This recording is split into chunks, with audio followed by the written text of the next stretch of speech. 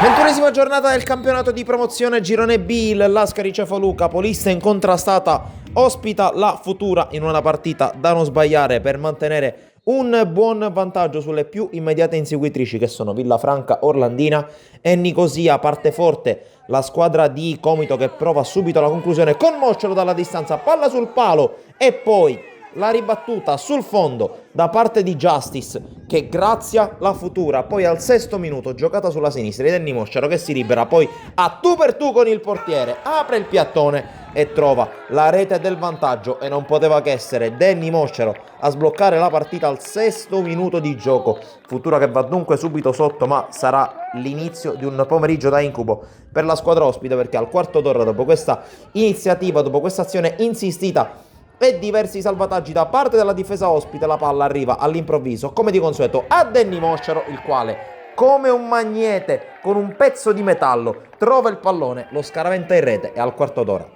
è già 2-0 per il Lascari Cefalù, trascinato dal proprio bomber. Alla mezz'ora cenni di ripresa da parte della Futura che attacca con insistenza sulla destra, la palla arriva al centro dove c'è Tranchita, ma Mario Mammano dimostra perché è uno dei giovani portieri più forti di tutta l'isola. E allora dall'altra parte reagisce, si riscuote il Lascari Cefalù che proprio un minuto dopo con Cotugno si presenta a tu per tu col portiere ma sparacchia sopra la traversa. Poco prima della fine del primo tempo c'è un'altra opportunità per l'ex giocatore della super giovane Castelbuono che di testa non trova i pali. Con le immagini passiamo al secondo tempo ancora con il Lascari Cefalù che attacca dopo qualche secondo dal fischio di ripresa del gioco. Ci pensa Bocciuei, tutto defilato a impegnare Domianello, il portiere della Futura, portiere che però 2 minuti dopo non può davvero nulla con la conclusione vincente per il 3-0 ancora di Mosciaro, tripletta personale per il bomber del Lascari Cefalù che si riprende tutta la scena del mondo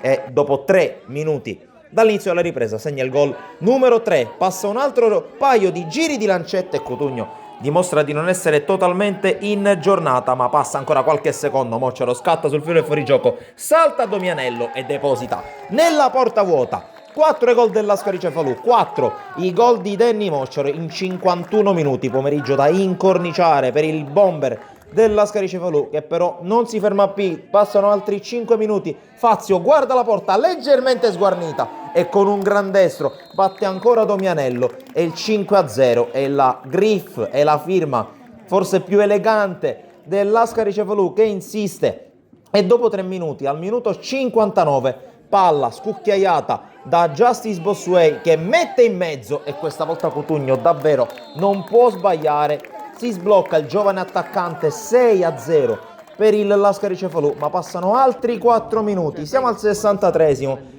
Azione in verticale, tutto facile per la squadra di Comito che con Bocciuei si presenta davanti a Domianello, realizza la 7ª rete. C'è gloria anche per il giocatore africano che si iscrive all'elenco dei marcatori, ma al minuto 90, ultima azione della partita, ultima palla gol della gara, ci pensa il giovane Gesani, anche lui tutto solo, a tu per tu con Domianello, finisce 8-0, il Lascari anche in virtù dei risultati degli altri campi allunga sulle più immediate inseguitrici. Da Sportisir è tutto, alla prossima!